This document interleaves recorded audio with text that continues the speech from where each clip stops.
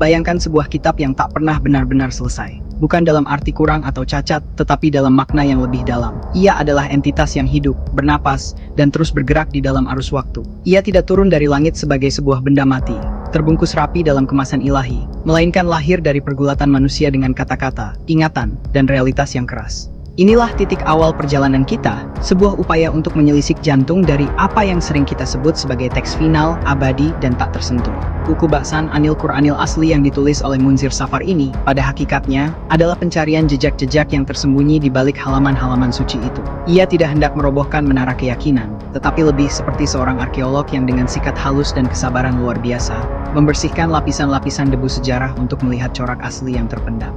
Di sini, Al-Quran bukan lagi monumen mati yang hanya bisa disembah dari jauh, melainkan sebuah naskah yang pernah berdenyut dalam ingatan kolektif, diperdebatkan oleh para sahabat, ditulis di atas tulang dan pelepah kurma, lalu disusun ulang dalam sebuah proyek besar yang penuh dengan dilema politik dan teologis. Kita akan memasuki lorong-lorong waktu di mana batas antara wahyu dan interpretasi, antara ilham ilahi dan tangan penulis, antara kesucian dan kekuasaan, menjadi samar. Ini bukan cerita tentang bagaimana kitab suci turun dari langit, tetapi tentang bagaimana ia berjalan di bumi, tersandung, beradaptasi, dan akhirnya menemukan bentuknya yang kita kenal sekarang. Bersiaplah untuk melepaskan sejenak segala asumsi, dan mari kita telusuri bersama, benarkah teks yang kita pegang hari ini adalah cerminan sempurna dari apa yang pertama kali diucapkan? Atau adakah sejarah lain yang belum sepenuhnya kita dengar? Narasi ini disusun berdasarkan kitab Ba'san Anil Qur'anil asli yang ditulis oleh Munzir Safar, dan kitab Masohif karya Abu Bakar Abdullah bin Abi Dawud. Narasi ini disajikan sebagai eksposisi historis kritis, bukan sebagai sikap teologis. Tujuannya adalah mengeksplorasi perspektif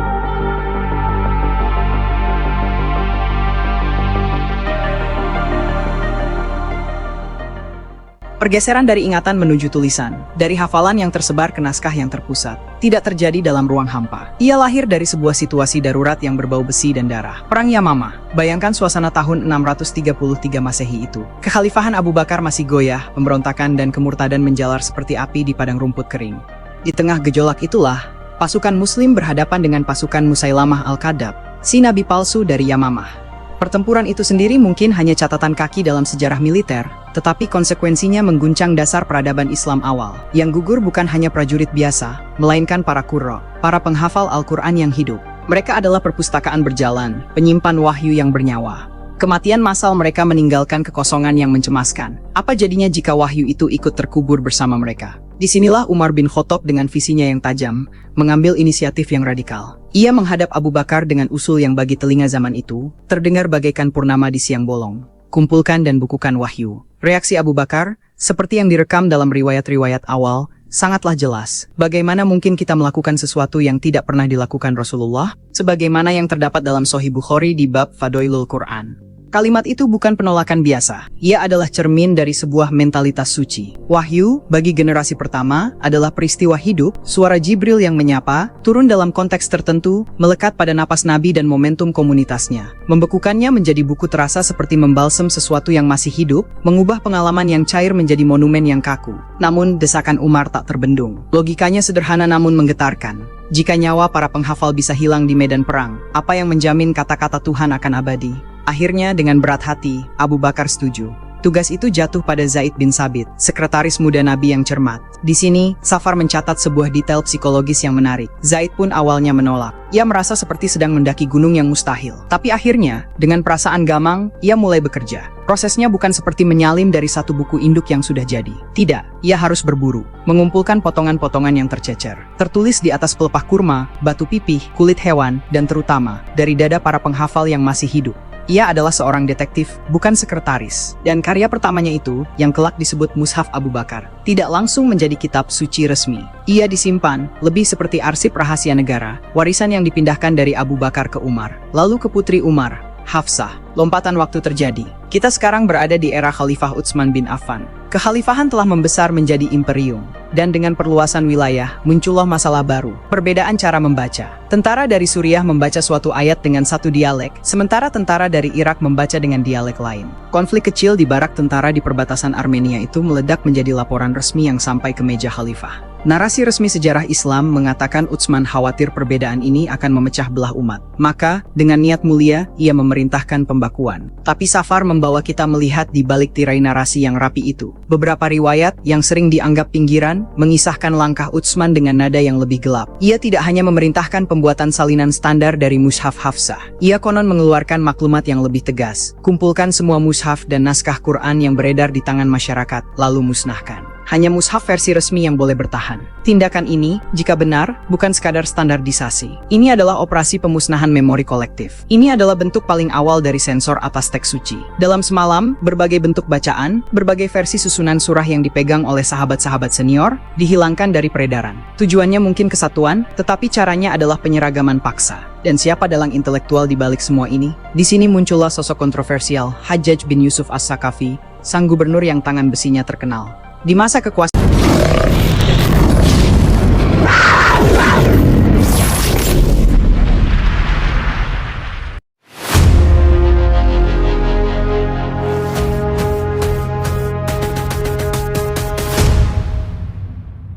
Sudrun memulai dengan drama ala novel gelap, seolah-olah Al-Quran itu hasil perebutan kekuasaan, bukan wahyu. Masalahnya, semua data sejarah justru menunjukkan bahwa proses kodifikasi dilakukan untuk menjaga, bukan mengubah. Perang Yamamah bukan konflik politik, tetapi perang melawan Nabi palsu Musailamah. Gugurnya 70 lebih hufaz membuat Umar khawatir kehilangan hafalan, bukan kehilangan versi-versi liar. Fakta ilmiah. Para sahabat sepakat bahwa wahyu sudah sempurna saat Nabi wafat, sebagaimana terkonfirmasi dalam Al-Quran Surah Al-Maidah ayat 3. Kodifikasi adalah pengaman, bukan editing. Narasi Sudrun Gugat tersebut, ibarat orang melihat pemadam kebakaran, lalu memfitnah bahwa pemadam ini pasti yang membakar rumah.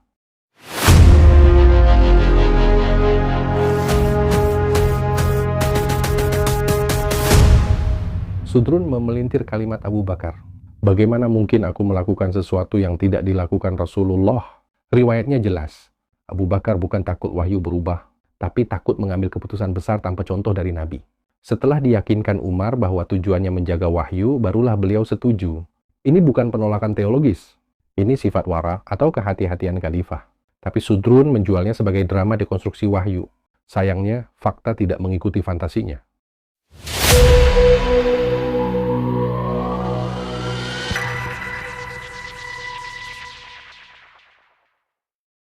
Sudrun menggambarkan seolah-olah Zaid mencari Quran seperti detektif mencari barang hilang. Padahal riwayat sahih menunjukkan Quran sudah dihafal oleh ribuan sahabat. Zaid hanya mencocokkan bukti tertulis sebagai lapis verifikasi, bukan mencari-cari. Setiap ayat harus memenuhi 2 syarat, ditunjuk hafalan mutawatir. 2, teks tertulis yang disetujui Nabi. Ini bukan mosaik liar. Ini protokol verifikasi tertinggi dalam sejarah teks agama. Perjanjian baru, manuskrip ribuan, isinya berbeda-beda. Weda tak ada satupun manuskrip otentik. Torah disusun abad ke-5 sebelum Masehi. Al-Quran, hafalan mutawatir sejak hari pertama.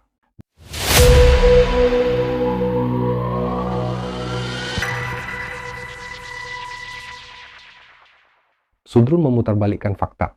Utsman tidak memusnahkan versi-versi Quran, tetapi varian dialek bacaan atau ahruf demi menyatukan umat Islam non-Arab.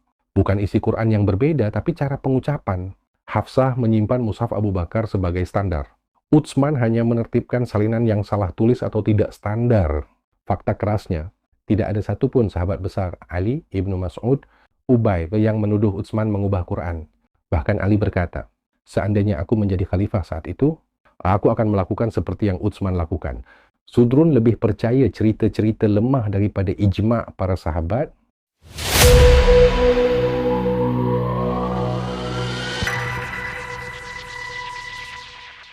Ini tuduhan murahan yang sudah dipatahkan ulama sejak 1200 tahun lalu. Ibnu Mas'ud menghafal Al-Fatihah dan Al-Ikhlas, Al-Falaq, dan An-Nas. Beliau hanya tidak menuliskannya di lembar pribadinya, seperti orang yang menulis catatan kuliah, tapi tidak menyertakan judul mata kuliah. Bukan berarti ia menolak surah itu. Buktinya, diriwayatkan Ibnu Mas'ud mengimami salat dengan membaca Al-Mu'awwidzat. Kalau Sudrun ingin jujur, dia sudah tahu ini. Tapi jujur tidak laku bagi dia, jadi ia pilih drama.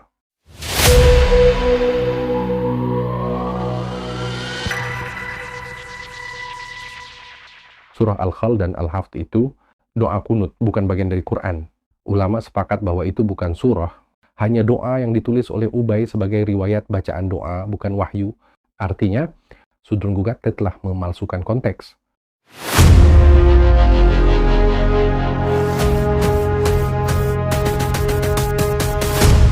Faktanya, Al-Hajjaj hanya menambah tanda baca dan titik, bukan huruf.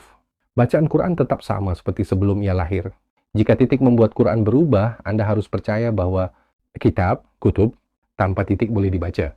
Kataba, kutiba, katabu, kutub, keteb, kotib, kotab, atau kutil, tidak. Karena umat telah menghafalnya secara mutawatir. Titik hanya memudahkan pembaca non-Arab. Titik tidak mengubah hafalan 20.000 lebih sahabat. Sudrun seakan melupakan bahwa Quran lebih banyak di dada, bukan di kertas.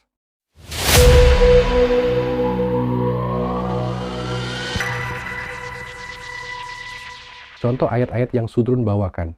Ayat Safa Marwa, Sudrun bilang itu disisipkan. Padahal konteks historisnya jelas sekali.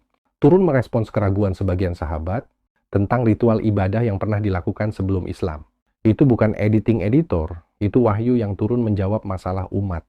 Secara akademik, ayat ini tercatat dalam qiraat mutawatirah, Mushaf Utsmani dan Mushaf abad pertama. Ayat penyair dalam Asy-Syu'ara, Sudrun menuduh ada pengecualian politik. Masalahnya, riwayat wahyu ayat itu jelas, tidak ada indikasi perubahan. Ulama sejak dahulu menjelaskan, ayat pertama mengkritik penyair kafir, ayat berikutnya mengecualikan penyair muslim, tidak ada yang janggal kecuali fantasi fitnah yang Sudrun narasikan.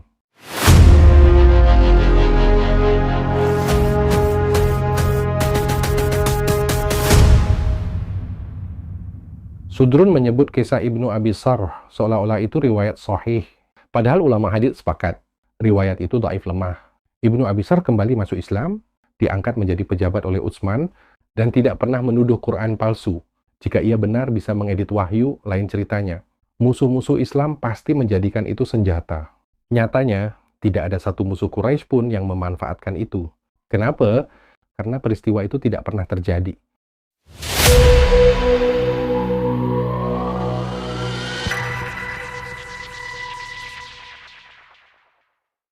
Fakta arkeologis, Mushaf Birmingham abad pertama Hijriah, 95-100% sesuai mushaf modern. Mushaf Sana'a ditemukan dengan lapisan bawah, palimpsest, yang tetap sama dengan Mushaf Utsmani kecuali ejaan minor. Mushaf Topkapi dan Tashkent, abad pertama atau awal abad kedua. Para orientalis sendiri seperti Sean Anthony, Nikolai Sinai, Motzki, mengakui tidak ada bukti Quran pernah mengalami revisi teologis atau politik. Sudrun hanya ketinggalan 40 tahun penelitian modern, sehingga narasinya jelas, itu adalah fitnah. Dan berikut fakta tentang Al-Quran, dihafal sejak hari pertama, tersimpan secara mutawatir, disalin oleh komunitas besar, bukan elit politik, tidak pernah ada versi alternatif yang bertahan. Manuskrip kuno cocok dengan Quran hari ini, tidak ada bukti penghapusan ayat atau penambahan ayat. Ini fakta, ini data, bukan dongeng eksposisi kritis ala Sudrun. Yang disebut mosaik liar, interpolasi editor, pemusnahan memori kolektif, itu fantasi fiksi gelap, bukan historiografi. Sudrun mencoba mengubah sejarah Islam menjadi novel thriller. Sayangnya sejarah tidak tunduk pada imajinasi. Al-Quran bertahan bukan karena kekuasaan, tetapi karena komunitas raksasa yang menjaga satu teks yang sama sejak abad pertama. Jika benar ada manipulasi wahyu, maka ribuan sahabat harus kompakan berbohong, musuh-musuh Nabi harus ikut diam, manuskrip-manuskrip awal harus ikut palsu, dan jutaan hafiz dari generasi ke generasi harus ikut dalam konspirasi terbesar sepanjang sejarah. Itu bukan sejarah, itu delusi terstruktur.